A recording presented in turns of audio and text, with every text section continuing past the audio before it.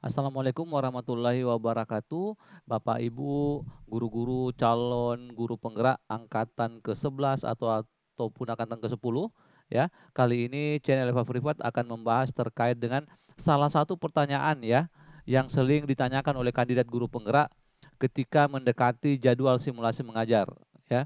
Pertanyaan yang saya maksud adalah apakah harus sama ya RPP yang diupload dengan RPP yang digunakan saat simulasi mengajar.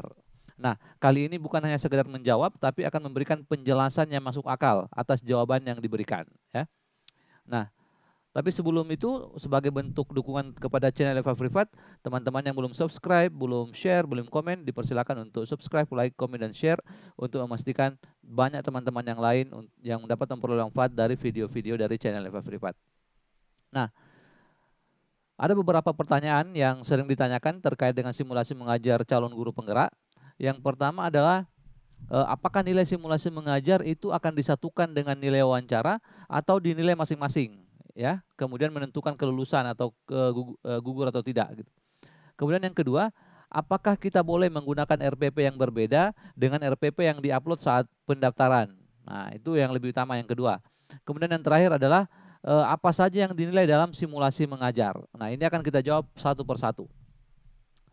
Yang pertama, apakah nilai simulasi mengajar disatukan dengan nilai wawancara? Nah, jawaban sederhananya ini kalau kita menjawab ini jawabannya adalah ya. Ya. Yang sendiri itu penilaiannya hanya penilaian esai itu sendiri, penilaian esai itu sendiri ya.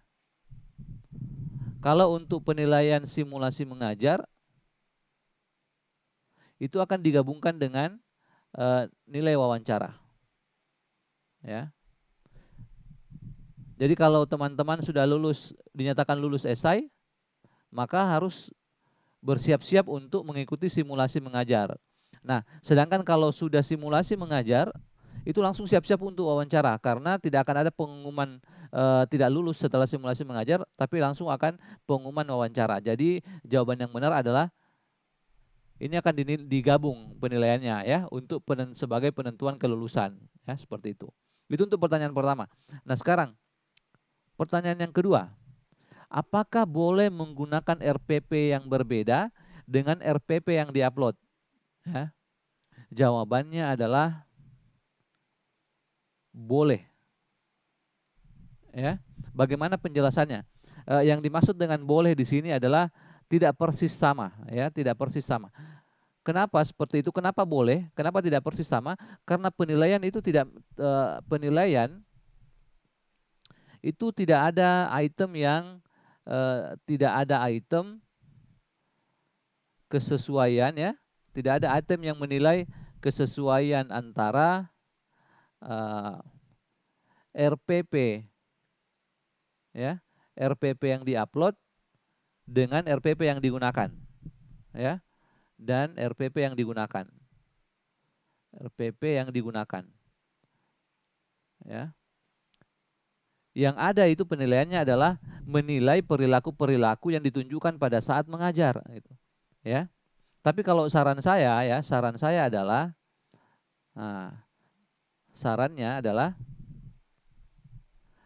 gunakan RPP yang diupload, gunakan RPP yang diupload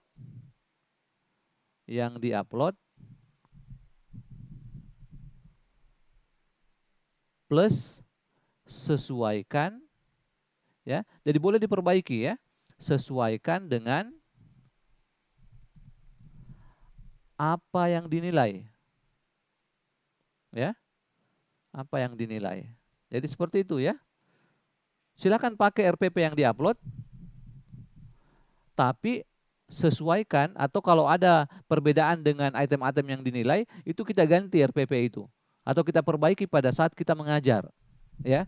Jadi yang paling penting adalah tunjukkan apa yang dinilai. Nah, sekarang bagaimana kita menentukan apa yang dinilai? Bagaimana kita tahu apa yang dinilai? Nah, di beberapa menit di slide selanjutnya itu saya akan tunjukkan apa yang dinilai pada saat simulasi mengajar, ya. Nah, pertanyaannya, apa saja yang dinilai saat simulasi mengajar? Ya, dalam simulasi mengajar ini ya, dalam simulasi mengajar ya, dalam mengajarnya saja ya, Karena kenapa saya bilang dalam mengajarnya saja? Karena dalam simulasi mengajar itu ada 2 kegiatan ya. Yang pertama mengajar, kemudian tanya jawab. Nah, kali ini saya hanya akan membahas terkait dengan mengajarnya saja. Dalam mengajar itu ada 4, katakan saja 4 kompetensi ya. 4 kompetensi yang dinilai. Jadi nanti di RPP-nya sesuaikan dengan ini, sesuaikan dengan 4 kompetensi yang dinilai ya. Nah, kompetensi yang pertama kalau mau dapat nilai sempurna ya atau nilai bagus, itu yang pertama harus jelas bahwa guru menjelaskan tujuan pembelajaran atau aktivitas yang akan dilakukan ya. Jadi lihat ya, menjelaskan, bukan menyebutkan ya, tapi menjelaskan. Ini perlu saya garis bawahi, ini bukan menyebutkan, bukan hanya menyebutkan ya, tapi menjelaskan. Jadi harus dijelaskan tujuan pembelajarannya. Oke. Dan yang kedua, bukan kompetensi kedua maksudnya ya, tapi dalam satu kompetensi itu ada beberapa hal yang dilihat ya. Kemudian yang kedua adalah guru mengaitkan materi yang sudah didapat murid dari pembelajaran sebelumnya atau dari kehidupan sehari-hari. Dari kehidupan sehari-hari. Nah, seperti itu. Kemudian yang ketiga, itu adalah guru mengajukan pertanyaan-pertanyaan terbuka yang dapat memantik murid atau memancing murid untuk dalam berpikir ya. Nah, jadi untuk kompetensi 1 yang dinilai dalam kegiatan mengajar itu ada 3 item ini yang dilihat ya. Usahakan muncul semua hal ini ya. Muncul semua hal ini. Nah, itu untuk kompetensi 1. Nah, saya tandailah ya. Ini untuk kompetensi 1. Ya. Kemudian untuk kompetensi yang kedua adalah guru memiliki komunikasi yang baik. Dalam hal ini komunikasi 2 arah atau lebih. Atau lebih yang dimaksud adalah komunikasi 2 arah yang dimaksud di sini dari guru ke siswa, dari siswa ke guru. Kalau lebih itu dari antar siswa, ya, antar siswa. Seperti itu diskusinya. Kemudian yang kedua, bahasa yang digunakan sesuai dengan jenjang yang diajar, ya. Jangan menggunakan bahasa yang terlalu tinggi dan juga menggunakan bahasa yang terlalu rendah. Disesuaikan dengan jenjang yang diajar. Itu yang pertama, itu yang kedua. Kemudian yang ketiga adalah sekali lagi memberikan pertanyaan terbuka. Jadi kalau di awal ini sudah kelihatan ada pertanyaan terbukanya, ya ini sudah terjawab juga ini. Yang ketiga di sini ya. Nah, seperti itu. Jadi ini untuk kompetensi yang kedua ya. Nah, yang terakhir untuk kompetensi yang kedua ini ya. Ini kompetensi kedua. Itu adalah memberikan apresiasi positif ya. Jadi kalau tadi sudah ada komunikasi 2 arah, misalkan guru bertanya kemudian siswa menjawab ya, atau siswa bertanya guru menjawab, itu diberi apresiasi. Wah, bagus sekali jawaban dari Ani tadi ya. Bagus sekali jawab pertanyaan dari Budi. Nah, itu yang dimaksud dengan apresiasi positif ya. Nah, ini baru 2 kompetensi sedangkan tadi saya bilang ada 4. Nah, kita lanjut lagi. Nah, apa yang dinilai dalam simulasi mengajar ya, yang untuk kompetensi yang ketiga itu adalah bahasa tubuh yang positif ya, ini sudah ada di bawah. Jadi ini yang ketiga, bahasa tubuh yang positif. Namun bahasa tubuh yang positif ini ditunjukkan oleh beberapa hal ya, oleh beberapa perilaku. Nah, untuk bahasa tubuh yang positif ini yang pertama itu adalah ini, mengangguk ya. Oh ya, seakan-akan memberikan bahwa kita paham apa yang dikatakan oleh peserta didik ya. Kemudian tersenyum kepada peserta didik. Nah, ini penting juga ya. Jadi seorang guru itu harus banyak tersenyum dan ini harus kelihatan nanti pada saat mengajar. Tidak boleh tidak kelihatan pada saat mengajar ya. Karena susah dinilainya kalau tidak kelihatan. Kemudian bersemangat. Ya, ketiga bersemangat ya. Apalagi kalau guru TK ini harus kelihatan sekali bersemangat ya. Nah, bagaimana cara menunjukkannya? Mungkin bisa dengan bergerak ke sana kemari, tapi bergeraknya jelas ya, apa yang dilakukan, tepuk tangan dan sebagainya gitu. Kemudian kontak mata yang baik. 4, harus menggunakan gerakan tangan ya. Ini saya pikir penting ya.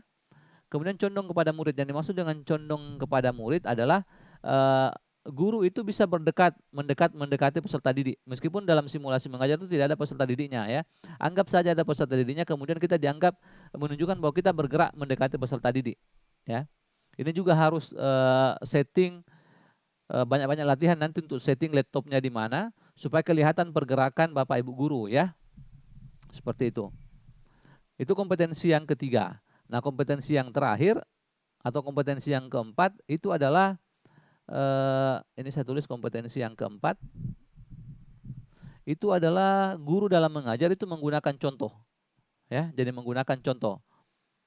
Kemudian menggunakan juga alat peraga.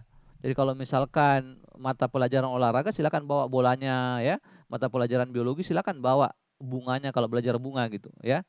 Dan saya sangat menyarankan Bapak Ibu menggunakan LCD. Ya, lebih mudah kalau menggunakan LCD ya.